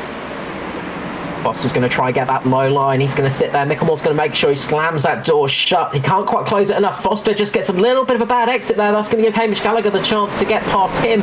Foster is desperately trying to hold on to that third position at least now, because Hamish Gallagher is looking strong for that position behind him. Hobbo just gets sideways behind Foster. The white flag is out. Last lap of the race now. Jason Martin in the lead. Josh Micklemore second. You can see Foster and Gallagher are fighting it away. Foster gets good run off the corner. Foster up in third at the moment. Will he be able to hold that place around the corner? Gallagher is going to get better drive off the corner. You can see Josh Micklemore just dropping down to hold Foster's line there. Foster's going to go low. Micklemore's going to cross the line in second. Gallagher's going to be third. Foster fourth. But Jason Martin takes the win tonight. Well, that was a very, very close finish there. And, of course, it means that we've had a Mitch Motorsport 1, 2, 3 here tonight. Second week where we've had a trio team lockout. DPR last week, Mitch Motorsport this week. Jason Martin, to be brutally honest, dominated this race tonight, leading from start to finish. And that is a fantastic performance. He did it all. Fastest lap of the race. Pole position, most laps led pretty much the whole race. You can't ask for more. Jason Martin, just domination there. That's what we're used to for Jason. But one of those things, it's it is very much one of those races where he's just been on top of his game, and when Jason's on top of his game, there are a few that can beat him. Foster will be disappointed. He does come home in a strong 4th position. That'll help his cause. Cobbo in 5th with Michael Skurlock in 6th. We've got Philip Worley, a good run back up for him into 7th. Daniel Heddersheen into 8th. And we had Danny G 9th. Winter there in 10th. Biggest mover of the night actually was Brenton Hobson in 5th with 22 places gained. So that actually might be wrong. My apologies. That's very wrong, yeah. The biggest mover is Daniel Heddersheen. Yeah, so just with the reset of everything now, it's just reset my data. There's the motor on the Mitch Cargo's Kabului, and it is all over for him. So beyond that, Neil Pearson into 11th, had a bit of bad luck there towards the end of the race. Ryan Jones in 12th, Phelps in 13th, Williams 14th, Curtis in 15th. We had Urquhart 16th, Scotty Griffiths in 17th, Joshua Carroll Walden in 18th, with Norm Clark 19th, and Barry Neal rounding out the top 20 finishers for the race this evening. Yeah, my scoring has got a slight difference for JCW. He's down there in 21st position, so there might be some after-race penalties just going into application there. So JCW, not the night that he would have wanted there, because he is in battle with the chase, but some good news for him. Maddie Ray finished just behind him, so those two contenders in the chase, of course. Andrew Dyson, not a good night for him, 29th position, so not a great night for those three for the chase. That's not what they will have wanted. Look, it could have been much worse for Neil Pearson, 9th position. That could have been much, much worse, but it is the perfect night for Mitch Motorsport, you've got to say. It can't get much better than that. Danny G in the top 10, but Jason Martin, Josh Micklemore and Hamish Gallagher in the top 3. Well, that's a good show for you. And we'll start off with the number 13, the guy that finished 3rd by not much more than a fly's wing, Mr. Hamish Gallagher. Congratulations. Thanks, Carl. Yeah, no, it was a really good race. I didn't expect all that green flag running, but big congratulations to everybody for keeping it clean as long as we did. Like you saw last night, what Richmond can be like, and just have caution after caution, but to have such a long run, and everyone who was on different strategies, whether on fast tyres or staying out, stuff like that, everyone was a lot of respect. So, big ups to everybody. But that was a good fun race there. A bit intense at the end there with Edward. Like I think Edward deserved 3rd. He had really good speed tonight, but just managed to sneak in on the end there, so it's all good. A little bit of help there from your teammate Josh Micklemore to help you with that P3 there, maybe? Yeah, maybe a little bit, but that's what good teammates are for. Look, that's what teams are for, absolutely. And look, this is our 2nd team lockout in the chase. Last week it was DPR, this week it is Mitch Motorsport. Obviously, you guys had a bit of a shocker last time out. Hamish, you're not so bad for yourself, and Jason's, well, but especially for Mr. Micklemore, not the best start of the chase season. Obviously a lot better tonight. This has got to get you feeling a little bit more confident as it goes on. Yeah, absolutely. I think we all had good speed last week. Just things just happened that didn't quite go our way, but sort of the pendulum swung back the other way tonight. Like the boys were saying, we're gonna win this regardless, and we managed to make it work tonight, which is great. No, congratulations on P3 there, Hamish. It's been a good, strong couple of nights for you here at Richmond, and as you said last night, it was a little bit more, bit less fun possibly out there. Nice to have that green flag running, but P3, another strong finish in the season for you, and congratulations on that one. We'll wait for shout-outs for the end because we've got 3 teammates in the room. We'll just do it all together for you guys. So next up, I'm going to head up to Josh Micklemore, 2nd place. Congratulations, Mr. Micklemore. Yeah, cheers, buddy. So, look, from last week to this week, a bit of a change in luck. Obviously, last week, not the best start to the season. This week, it's gone a lot better for you. Yeah, last week was pretty rough, man. We'll sort of know what we've got to sort of do. It's either win it or try and finish in the top 5 every race from here, and that's what we end up doing tonight, and then managed to get at least 3 of our cars up there tonight. So, yeah, pretty happy. Just got to keep this going on for the rest of the chase. Well, look, if there's any team that can do it, I'd say Mitch is one of them. You guys are terribly quick sometimes, and again, proving it tonight. You just had some serious pace. Yourself and Jason, of course, just locking out the front row and pretty much staying up there all night long. That long green stint, did it have you thrown out a little bit, or were you happy to see it? No, I was happy to see it, man. I think I was probably better long run than I was short run, to be honest with you, tonight. So, yeah, the tyres sort of caught me out there when we had that restart, and had to get the old speedway skills out from a few years ago and try and catch a big drift, which we did. But everyone else thought I was going to DNF, I think. But I managed to save it. That was pretty cool. But yeah. Looked good on the odd stream. Yeah, I thought it would have. No, congratulations on P2, and as I said, look, good recovery from you. I mean, it must be a sort of a bit of a heart sink when you're going into the chase situation and it all goes bad on the first week, and you sort of, I think you dropped 8 positions in championship standings, but this is going to help get your way back up there, obviously. Just the feeling of it all going wrong at the start, does it sort of really take you out of it, or do you not think about it too much because you know there's quite a few races to go? There is a long way to go. The similar sort of thing happened to last year's winner, Edward. He had a shocker at Darlington last year, and he came back through the chase. I think he won like 4 or 5 of the chase races and ended up winning the championship. So it is possible. Unlikely if I have another bad one, but yeah, we'll see what we can do. We just try and keep being consistent like I sort of have been throughout the year and just see where we end up. Oh, look, it's a good attitude to have, but look, I'm sure we'll get you back in the booth soon, and I'm sure it's going to be quite high on the board at least, if not highest. So good luck for the rest of the chase, Josh, and well done again on tonight. All right, cheers, mate. Next up, we're going to head to the winner, Mr. Jason Martin. Congratulations on that domination. Whoa, yes. Hell yeah. There's nothing more I can call that than domination. Fastest lap, pole position, most laps led, and winning the race. You just did it all there, really. You made it look easy. Oh, mate, it might have looked easy, but I've never been so nervous racing ever. This setup, every single lap, you've got to be extremely careful getting on the gas because it can snap loose on you without a moment's notice. So, yeah, I was so nervous the whole race, and then them late restarts. Once again, you got to worry about getting wheel spin and then getting loose on exit. Whew, that was hard work, but it might have looked comfortable, but it definitely wasn't. Driving it around like there's an egg underneath the accelerator pedal. Oh yeah, definitely. It was scary stuff. It definitely wasn't easy tonight. It just goes to show it's very different watching the car from the outside to how it is on the inside, because it did not look like you had much trouble at all. You're just cruising around like a Sunday drive out there tonight. But it's nice to hear that you struggled, just personally, because, you know, it makes us feel a little bit better.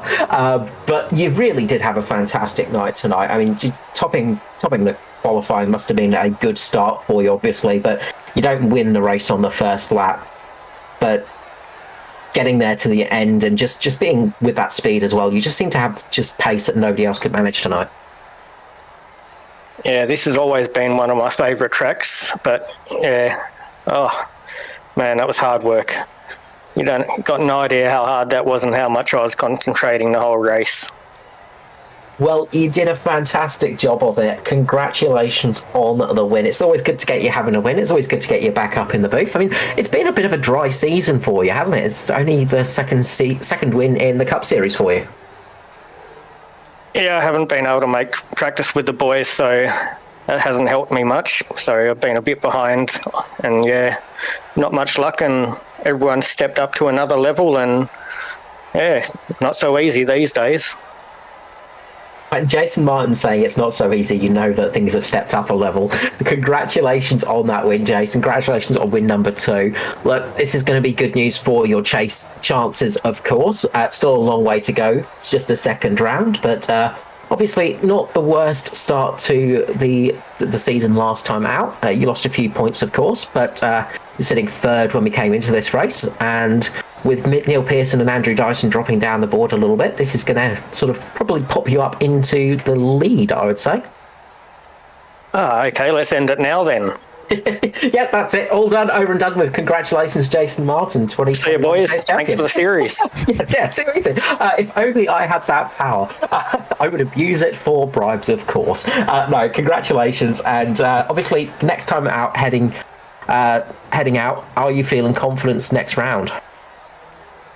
Long run, I'm pretty comfortable at Bristol, but yeah, anything can happen there, so you never know what's going to happen there. Pretty hard to avoid accidents, so going to need a bit of luck there as well. Congratulations on the victory. And now the big question, who wants to do the big shout out to all the sponsors and people in general? Yeah, so I thank Bob King, BK Designs for all the sponsorship throughout the year. All the Rich Motorsport boys, all the hard work they've been putting in. Daniel also as well, he finished in the top 10, still had a good run considering the night. And I'll put in Taylor Swift for her sponsorship of one of our cars this year, and sorry, ANZCAR obviously for putting on the league, and you guys FGM Cast for putting on broadcast. Look, it would not be the same if we did not get a shout out to Taylor Swift in the booth with Hamish Gallagher in the top 3. I mean, it's impossible to happen. Congratulations to all 3 of you. Well done to the team as well for taking out top 3 spots too. Great job for you all, and I'm hoping we'll see you back in the booth shortly. Thanks, Carl. So, Stuart, another team domination. We've seen two team dominations in 2 weeks in ANZCAR. Who's next? Well, I mean, we're running out of options, aren't we? If we're going to keep the teams things going, it's going to be difficult to get another trio, but there's plenty knocking on the door, so it certainly livens things up, and we'll see what comes out of week 3. I don't think you could have predicted before we got into the chase that we were going to have 2 team lockouts for the first 2 races, so it's going to be interesting. Yeah, it just shows the level of competition in the series at the moment, and it just sometimes as well, just that little bit of team play too. It does help having a teammate.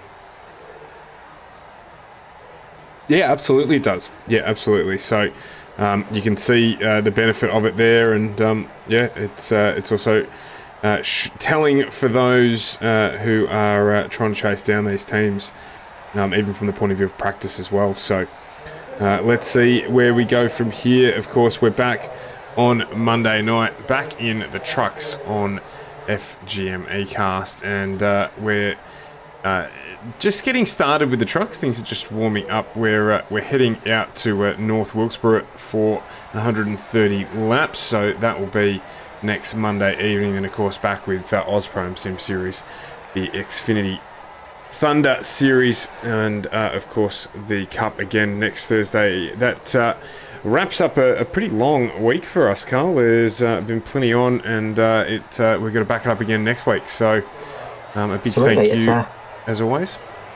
You're always welcome. As I say, just now we get to have a couple of days off, have a couple of brews, and relax the vocal cords a little bit before we get back to it next week. That's exactly right. So looking forward to that. To everyone who tuned in tonight, as always, a big thank you for your support, and we look forward to seeing you on our next stream. Until then, take care of yourselves from FGM eCast, the E-Place for Pace. We will see you next week. Have a good evening.